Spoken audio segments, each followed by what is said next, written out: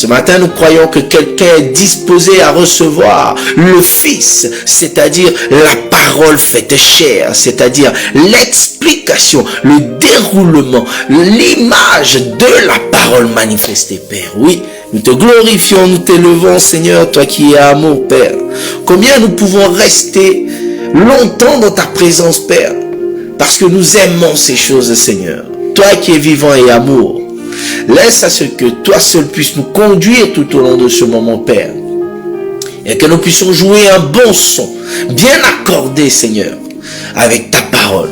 Afin que, Père, cette trompette que nous allons sonner ce matin, par la dispensation de ta parole, Seigneur, puisse ramener ton peuple à la maison, c'est-à-dire auprès de toi, c'est-à-dire, Seigneur Dieu, auprès de la croix, Père. Oui. Nous croyons que c'est là que nous sommes revêtus de ta vie. Nous croyons que c'est là que nous sommes revêtus de la semence. Nous croyons que c'est là, Père, que nous sommes libérés, délivrés, guéris de nos maladies, guéris de nos disettes, guéris de notre stérilité, guéris, Seigneur Dieu Tout-Puissant, de notre manque d'intelligence, guéris, Père, de notre aveuglement, guérir de notre sourdité, Seigneur. Oui, qu'il en soit ainsi, Père. Ne manque point de bénir quelqu'un, Seigneur Dieu Tout-Puissant. Ne manque point de tourner encore une fois ton regard favorablement sur la vie de quelqu'un, Père. Ne manque point de laisser à ce que toutes choses qui environnent les lieux où quelqu'un est assis pour écouter ta parole soient disposées et soumises à ton autorité et à ton règne manifesté. Seigneur, nous te donnons toute la gloire, toute la louange et l'honneur. Toi qui vis et qui règne pour des siècles, au nom puissant de Jésus-Christ. Et nous disons Amen, Amen, Amen. Bonjour à tous, shalom à tous. Que le Seigneur te bénisse abondamment, toi qui es là ce matin. Toi qui reçois cette rosée du ciel. Que le Seigneur te bénisse abondamment. Nous croyons que ce matin, le Seigneur ne manquera point de nous bénir encore. Nous croyons que ce matin, le Seigneur ne manquera point de manifester son amour pour toi. Nous croyons que le Seigneur va se matérialiser encore ce matin dans ta vie, afin de te remplir de joie, afin de te remplir de paix, afin de manifester la vie en toi, afin de te guérir de ton infirmité, afin de te libérer des ténèbres qui couvrent ta vie, afin d'illuminer ta vie pour te conduire à ce que tu puisses marcher avec assurance, parce que le Seigneur a dit que le jour n'a-t-il pas 12 heures, que celui qui marche le jour, bien-aimé, ne bronche point. Et ce matin, nous croyons que peu importe là où tu es, ton niveau social, peu importe qui tu es. La Bible déclare que dans l'Éternel, il ne fait exception de personne. Et tu vas remarquer qu'il va prendre les choses viles pour confondre les sages. Ça, c'est le Seigneur. Et tu vas comprendre que la Bible dit que quand on donne le livre de la loi, c'est-à-dire la parole de Dieu, à quelqu'un qui sait lire, il dira, je ne sais pas lire, je ne comprends pas. Et il en est de même aussi pour celui qui ne sait pas lire. Donc tu vas comprendre que dans le Seigneur, bien-aimé, nous avons tous cette autorité, cette caractéristique, cette grâce, cet amour d'être intelligent, de pouvoir proclamer la parole de Dieu. Pourquoi ? Parce que c'est l'Esprit de Dieu qui met ces choses en nous. Et quand nous parlons d'intelligence, nous ne voulons pas parler de l'intelligence charnelle, mais une intelligence qui est basée sur la parole de Dieu, à savoir quelqu'un qui est renouvelé et qui a l'Esprit de Dieu en lui. Comprenez? L'intelligence, comprenez que c'est l'Esprit de Dieu. L'intelligence, c'est l'enseignement. Voilà l'intelligence qui est liée à la doctrine. Et nous voulons continuer ce que nous avons dit par rapport à la dîme, bien-aimé. Comprenez que nous voyons ces choses par rapport au fait que la Bible nous dit que Dieu règne au-dessus de tout, parmi tous et en tous. Vous voyez? Et nous sommes ici en train de voir cette dispensation où le Seigneur était au-dessus de tous. Et vous allez comprendre que quand le Seigneur était au-dessus de tous, c'était quand la loi régnait. Nous avons expliqué ces choses. Pour ceux qui veulent le revoir, allez-y en arrière. Il y a des vidéos sur le mur, sur la page, et vous allez voir ces choses. Mais comprenez que quand il y a le règne de la loi, la Bible dit que Dieu est au-dessus de tous. Et vous allez comprendre que quand Dieu est au-dessus de tous, il est éloigné. Vous voyez? La Bible dit que comme le ciel est éloigné de la terre, il en est de même de mes pensées qui sont éloignées de vos pensées. Donc, quand l'Éternel est au-dessus, vous allez comprendre que l'Éternel est éloigné. Or, le but de Dieu, c'est que Christ soit en nous. Et quand il est éloigné, bien-aimé, Christ n'est pas en nous. Cependant, la Bible dit que ce sont nos péchés qui nous éloignent de l'Éternel. Donc, comprenez que quand Christ est éloigné, c'est que le péché règne, bien-aimé.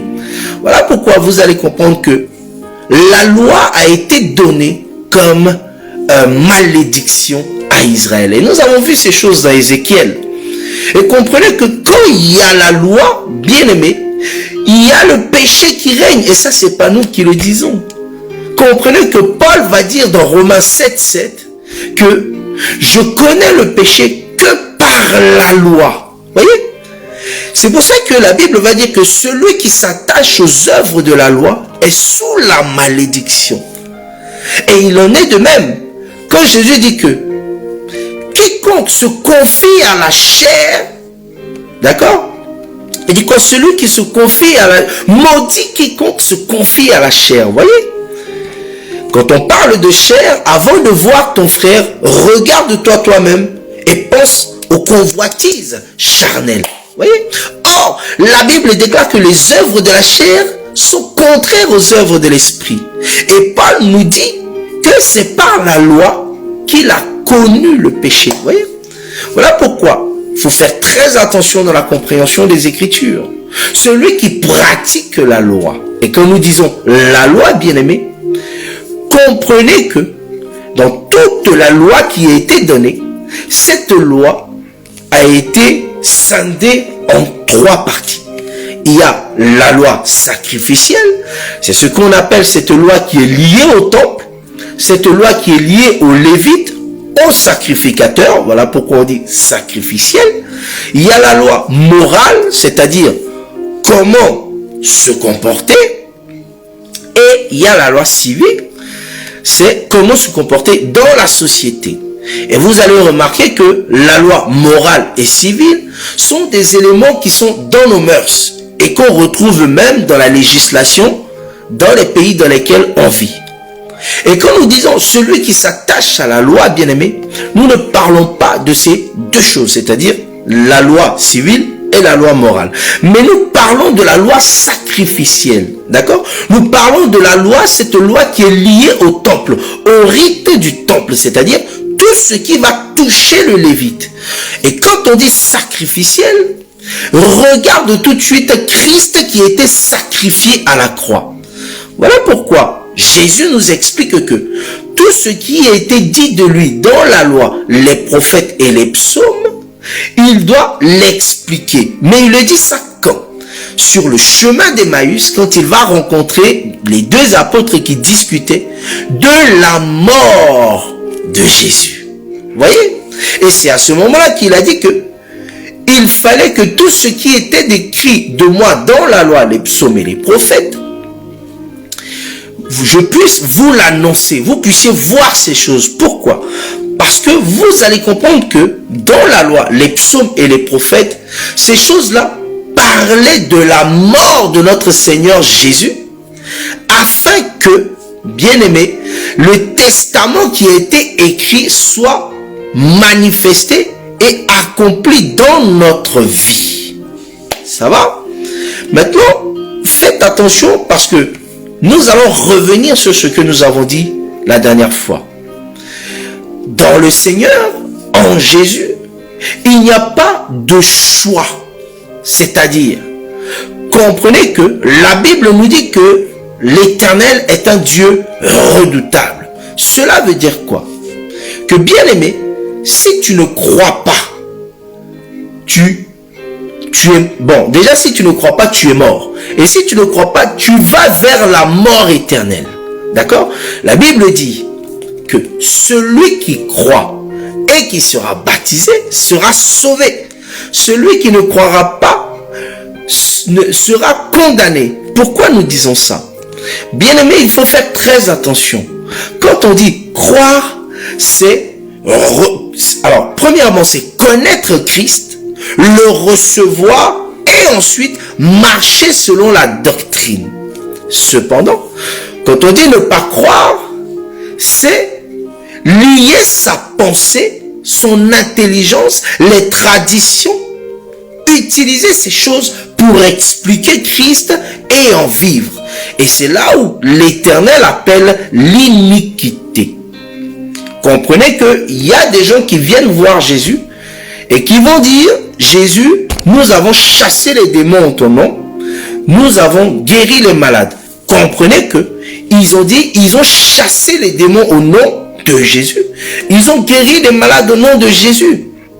La Bible dit dans Marc 16, 17 que voici voici les miracles qui accompagnaient ceux qui auront cru. Ils chasseront les démons au mon nom. Ces gens qui viennent voir Jésus, ils expliquent la même chose qu'ils ont fait. Mais qu'est-ce que Jésus va dire?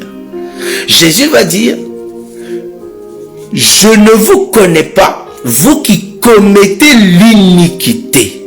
D'accord? Mais ils ont fait les choses conformément à ce que l'Éternel a dit. C'est pour ça qu'il faut faire très attention.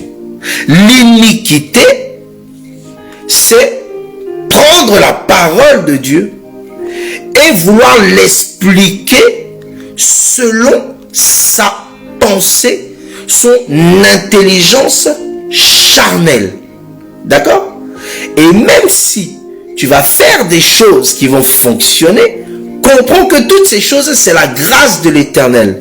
Mais cependant, la Bible dit, pour ceux qui ont refusé la vérité, c'est-à-dire pour ceux qui ont refusé de mourir de leur chair et de se conformer à la parole de Dieu en étant renouvelés de l'intelligence, c'est-à-dire ne plus utiliser ses sentiments, ses désirs, ne plus utiliser ses traditions, son éducation, sa pensée charnelle pour expliquer la parole de Dieu, comprends que ceux qui font ces choses, qui marchent selon l'iniquité, la Bible dit que Dieu leur envoie un esprit d'égarement.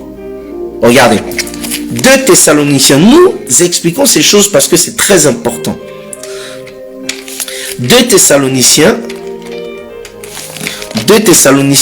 chapitre 2. Non, pardon. Ouais, 2 Thessaloniciens chapitre 2 au verset 11. La Bible dit, aussi, Dieu leur envoie-t-il une puissance d'égarement pour qu'ils croient au mensonge. Le mensonge ici, c'est tout ce qui est lié à la chair, tout ce qui est extérieur à Dieu. D'accord? Afin que tous ceux qui n'ont pas cru à la vérité, mais qui ont pris plaisir à l'injustice, soient condamnés. Voilà, bien-aimés, quand nous disons qu'il n'y a pas de choix dans le Seigneur, comprends, bien-aimé, que le Seigneur nous dit que la volonté de mon Père, c'est qu'il te connaisse, qu'il te voie et il croit en celui que tu as envoyé. La volonté de l'Éternel, c'est que nous puissions nous attacher à Dieu et tout faire selon la doctrine véritable de Dieu et non nous attacher à nos pensées charnelles, à nos envies, nous attacher à nos passions charnelles pour marcher avec Dieu. Voilà pourquoi ceux qui ont eu à faire ces choses, c'est-à-dire guérir les malades au nom de Jésus, mais qui ont fait ces choses étant attachés à leur propre personne, à leur propre pensée, mais utilisant la parole de Dieu pour parvenir à leur fin, cela, bien aimé, la Bible dit que Dieu dit, je ne vous connais pas, vous qui commettez l'iniquité. Très important. Voilà pourquoi nous vous appelons, voilà pourquoi nous vous disons, bien-aimés, conformez-vous à la parole. Cela veut dire quoi? Dans la parole, il ne faut pas raisonner, c'est-à-dire, il ne faut pas utiliser les éléments des hommes, disons là, le dictionnaire. Nous n'avons pas dit que c'est mauvais, mais nous disons qu'il ne faut pas utiliser ces choses, il ne faut pas utiliser les traditions, il ne faut pas utiliser les proverbes pour expliquer et comprendre la parole de Dieu. Mais il faut utiliser cette même parole pour comprendre la parole de Dieu. Pourquoi? Parce que la parole faite chair vient nous expliquer, nous donner l'explication de la parole écrite, c'est-à-dire les écritures qui n'ont pas vie. D'accord? Et vous allez comprendre que Jésus va nous expliquer que le Saint-Esprit vient lui prendre ce qui est de Jésus, c'est-à-dire la parole faite chair, pour nous donner cette explication, c'est-à-dire nous montrer les mystères cachés du royaume des cieux, du royaume de Dieu qui est Jésus-Christ, la parole faite chair. Très important, bien-aimés. Sinon, si vous marchez en vous disant que Jésus-Christ est mort à la croix, et donc il n'y a plus de condamnation sur votre vie, cependant vous pouvez vivre et faire ce que vous voulez.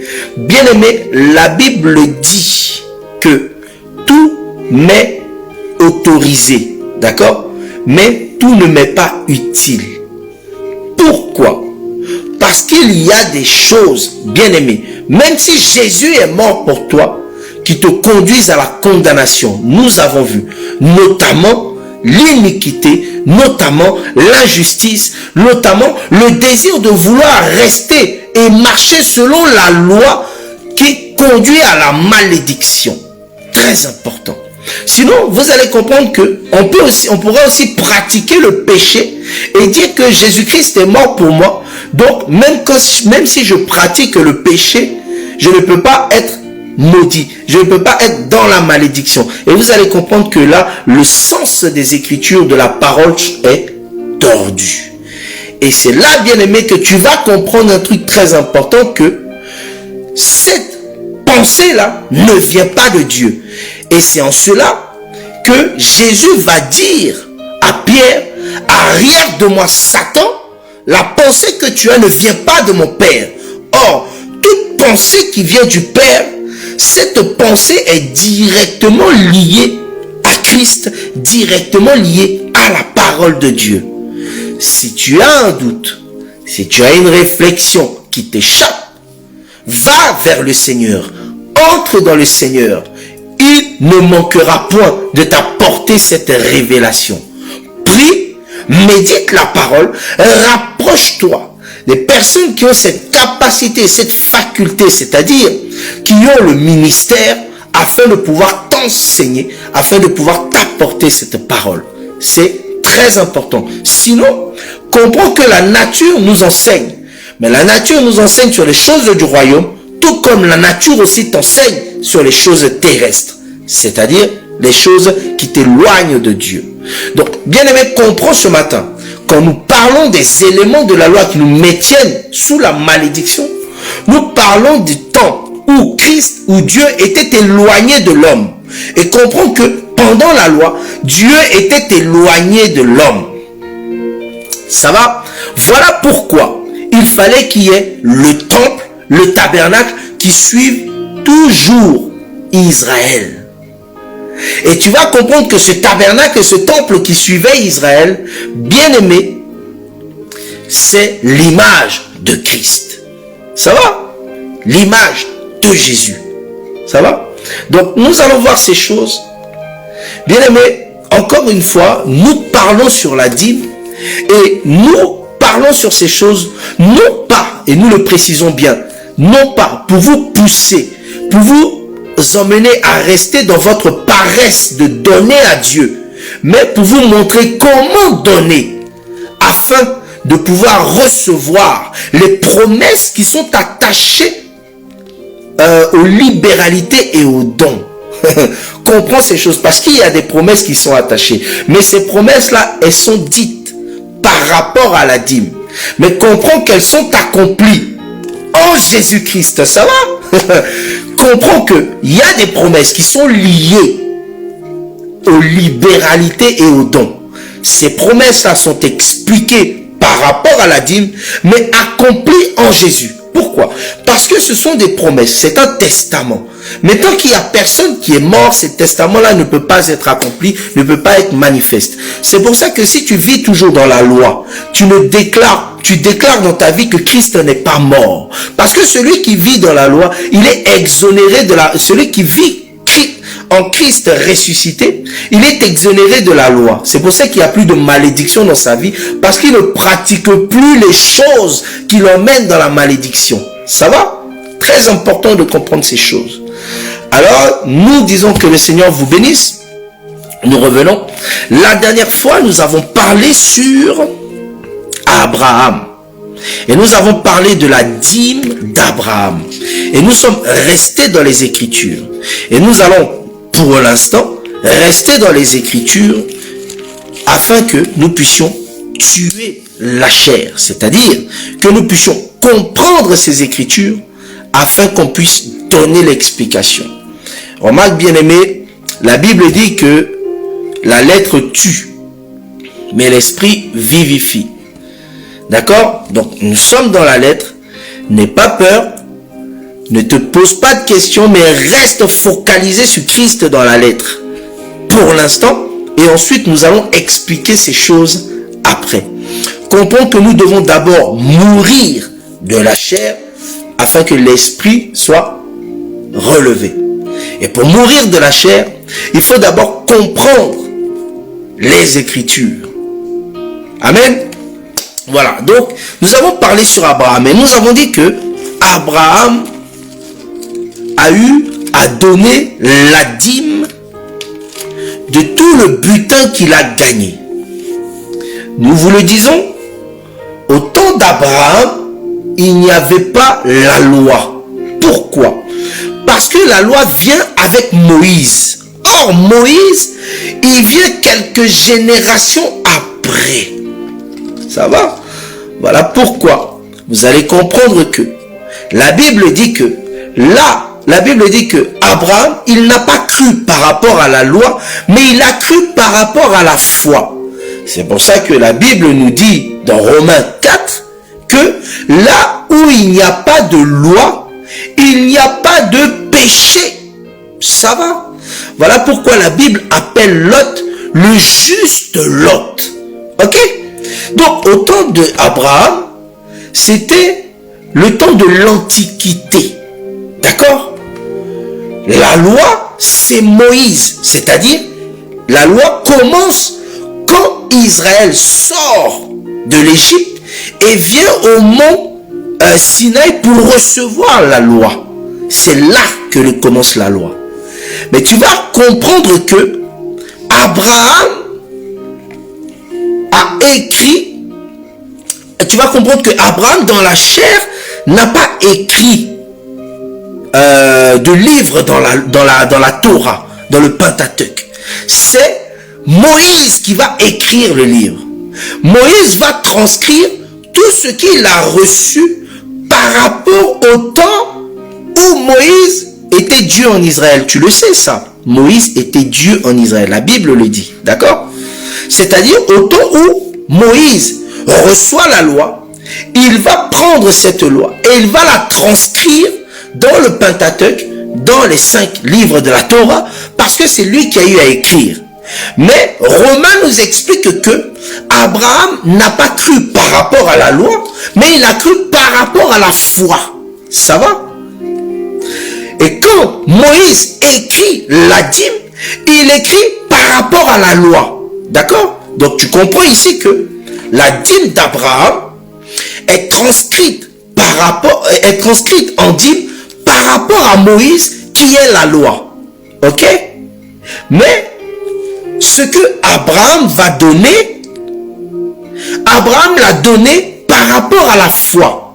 Ça va?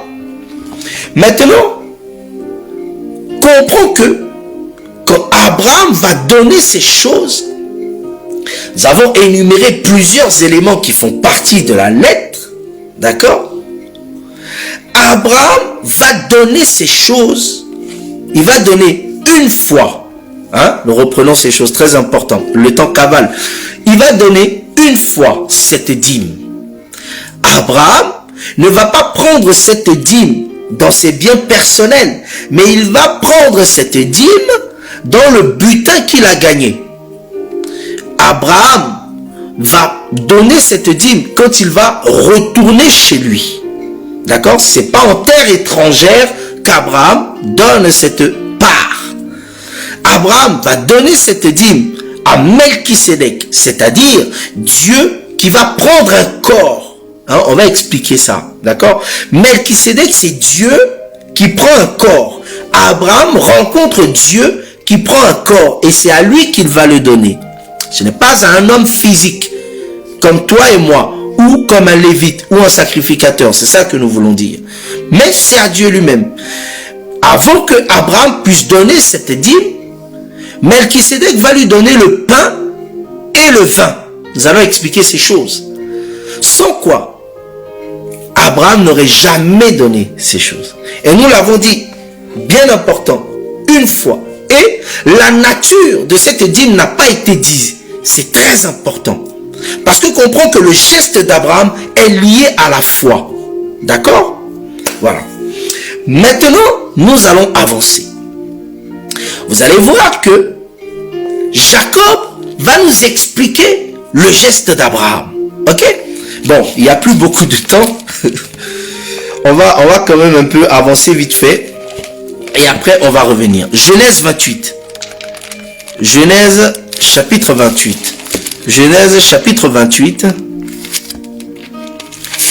Genèse chapitre 28. Bien-aimé, nous te disons, suis ce message du début jusqu'à la fin.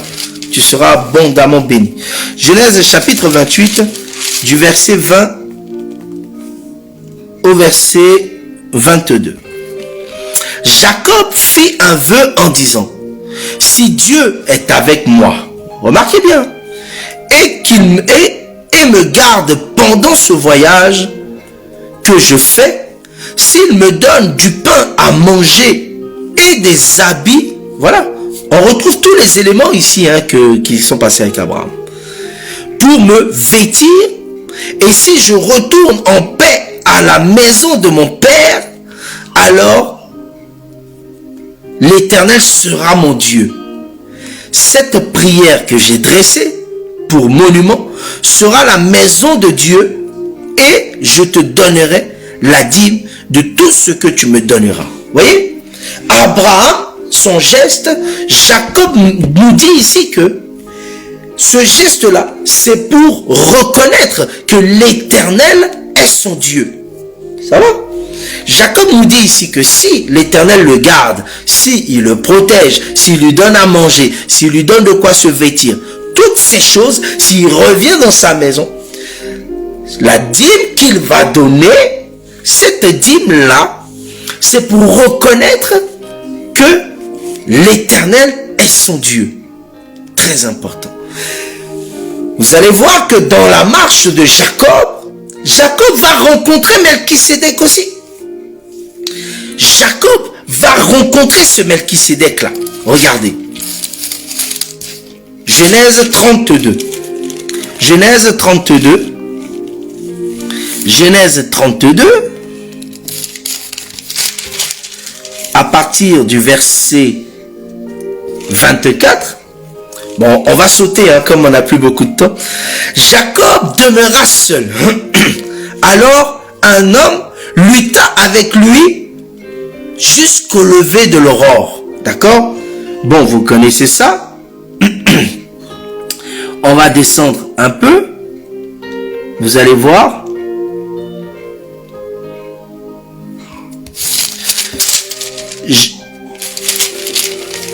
Au verset 26, la Bible dit, il dit, laisse-moi aller. Ça, c'est l'homme que Jacob rencontre. Il dit, laisse-moi aller, car l'aurore se lève. Et Jacob répondit, je ne te laisserai point aller que tu ne m'aies béni. 27, il lui dit, quel est ton nom? Et Jacob il répond Jacob. Il dit encore, ton nom ne sera plus Jacob, mais tu seras appelé Israël, car tu as lutté avec Dieu et avec des hommes. Ça va? Donc tu vas comprendre que celui que Jacob rencontre, en réalité, en vérité, c'est Melchisédek. C'est Dieu dans la chair. Ça va? Donc Abraham rencontre Dieu. Jacob aussi rencontre Dieu. Comprenez que la Bible, quand elle parle d'une manière tantôt d'une autre, bien aimé, elle répète la même chose dans différentes circonstances, afin de te rappeler les choses. Voilà pourquoi Paul va dire, je ne me lasserai point de vous écrire les mêmes choses, car ces choses sont salutaires pour vous. Ça va? Donc, Jacob nous montre ici que lui aussi, il va rencontrer Dieu. Hein? Ensuite, remarquez un autre élément encore. Genèse chapitre 31. Genèse chapitre 31. Nous disons pour l'instant, nous sommes dans la lettre, d'accord? Ensuite, nous allons après expliquer ces choses. Genèse chapitre 31 au verset 38. La Bible dit, voilà 20 ans que j'ai passé chez toi. Tes brebis et tes chèvres n'ont point avorté et je n'ai point mangé de bélier et de troupeaux. Donc, quand vous allez descendre jusqu'au verset 41, la Bible dit, alors voilà 20 ans que j'ai passé dans ta maison. Donc ça c'est Jacob chez Laban. Je t'ai servi 14 ans pour tes 2 filles et 6 ans pour ton troupeau. Et tu as changé mon salaire 10 fois. Si je n'avais pas eu pour moi le Dieu de mon père, le Dieu d'Abraham, celui que craint Isaac, tu m'aurais maintenant renvoyé à vide. Dieu a vu ma souffrance et le travail de mes mains et hier, il a prononcé son jugement. D'accord? Ça, c'est quand Jacob part de chez Laban. Ok? Donc, Jacob dit que quand il a quitté Bethel, jusqu'à ce qu'il soit parti pour retourner chez lui, il s'est passé 20 ans. Or, Jacob explique que c'est quand il va rentrer chez lui qu'il va donner cette dîme. Et ce temps-là, ça a pris 20 ans pour que Jacob donne cette dîme. D'accord? Maintenant, vous allez voir au verset 35, quand Jacob rentre, la Bible nous dit nulle part où Jacob a donné cette dîme. Ça va? Verset 35, quand il arrive, au chapitre 35 au verset 1, Dieu dit à Jacob, lève-toi, monte à Bethel et demeure-y là où tu dresseras un autel à Dieu qui t'est apparu lorsque tu fuyais Ésaü ton frère. Ça va? Donc, vous allez voir que nulle part, Jacob fait une promesse, mais nulle part, il fait un vœu, nulle part il donne cette dîme. Mais Abraham va donner cette dîme. Comprends? Voilà pourquoi nous disons que les livres les livres Genèse, Exode, Nombre, Deutéronome, Lévitique, ces livres-là ont été écrits par Moïse. Voilà pourquoi il a transcrit le geste à la part d'Abraham, il a transcrit en dîme. Mais comprenez qu'au temps d'Abraham, la loi n'existe pas. Voilà pourquoi la Bible dit que Abraham a cru au-delà de toute croyance. Ça va? Parce que le geste d'Abraham a été fait selon la foi. Et comprenez ici que Jacob nous explique en réalité que Abraham n'a pas donné une dîme physique. Ça va? Ok? Il va donner cette dîme à Dieu directement, mais selon la foi. D'accord? Et comprends, bien-aimé, la prochaine fois, nous allons voir maintenant cette dîme de reconnaissance-là. Cette dîme de reconnaissance-là. Maintenant, Dieu va l'instituer comme loi. Et vous allez comprendre que Dieu, maintenant, il va prendre Lévi pour le positionner. Il va prendre Lévi et lui donner son héritage. L'héritage de Lévi était l'héritage de l'Éternel. Et c'est là où vous allez voir que Dieu va instituer cette dîme-là en dîme, en loi, en législation. Et c'est là où vous allez voir que la dîme maintenant deviendra physique. Et nous allons expliquer ces choses en détail par rapport aux Écritures. Bien-aimés, comprends ce matin, et nous le disons, et nous allons terminer par là. Le Seigneur veut nous emmener, bien-aimés, à nous libérer de ce joug de la loi et de marcher dans une liberté avec le Seigneur. Le Seigneur veut nous emmener à savoir, à comprendre comment donner. Voilà pourquoi Paul il dit que je prie que vous ne soyez pas ignorants au sujet d'eux. Comprends que pour bien donner, pour marcher dans la liberté, il faut comprendre par rapport à la parole, par rapport à la doctrine. Et bien aimé, nous croyons que vous allez être bénis. Ce matin, nous voulons vous fortifier encore. Ce matin, nous voulons encore vous embaumer au nom puissant de Jésus et vous dire, bien aimé, que peu importe quiconque qui se lèvera contre vous, bien aimé, tant que vous allez demeurer dans cette parole, demeurer dans cette loi, bien aimé, vous allez résister et le diable fuira loin de vous. Encore une fois, gardez la parole de l'Éternel, bien aimé. C'est ça qui permettra à ce que la puissance et la gloire de l'Éternel puissent se manifester dans votre vie. Comprenez que nous devons mourir de la chair et être ressuscités, restaurés du nouvel homme, c'est-à-dire l'Esprit de Dieu doit marcher avec nous, en nous, bien-aimés. Et comprends que pour ces choses, tu dois avoir la foi, c'est-à-dire tu dois croire en ce que l'Éternel te dit par rapport à sa parole. Alors ce matin, bien-aimé, sois fortifié. Comprends que pour l'instant c'est lourd, mais tu vas voir que le Seigneur va te bénir abondamment. Alors nous allons prier. Et nous allons dire merci au Seigneur pour ce moment que nous avons passé dans sa présence. Nous allons prier que ce que nous avons reçu, le Seigneur puisse le garder tout au long de ce moment jusqu'à ce qu'on...